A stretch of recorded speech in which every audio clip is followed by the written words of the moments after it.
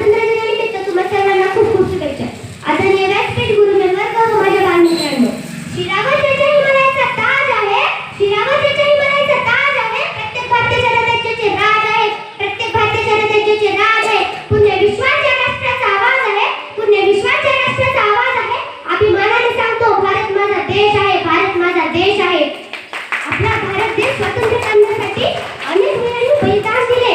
सुखदेव, राजगुरू, भगतसिंग हसत हसत फासावर चढले, पण स्वातंत्र्यासाठी मागे हटले नाही.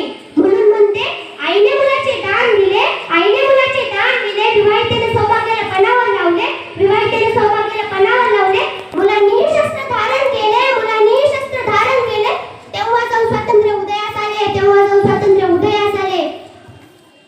हे स्वातंत्र्य अबाधित राखणे व भारताची काळजी करणे ही आपली जबाबदारी आहे. आज भारतापुढे अनेक समस्या निर्माण होतात, त्यातील काही तर माणूसच निर्माण करतो. आज कुणी जातीसाठी, कुणी पंथासाठी, कुणी धर्मासाठी लढत आहे का? काय वाटत असेल ज्यांनी बलिदान दिले? म्हणून म्हणते, न जातीसाठी लढले, न धर्मासाठी लढले, न जातीसाठी लढले, न धर्मासाठी लढले. ते भारतीय शूरवीर फक्त आपल्या देशासाठी लढले, आपल्या देशासाठी लढले.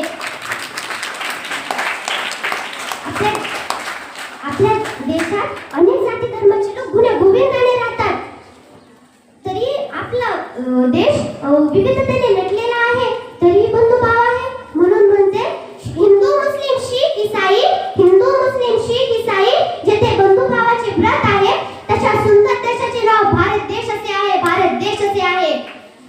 भारताची संस्कृती महान आहे व आपल्या भारत देशासाठी जे जे काही करता येईल ते आपण केले पाहिजे.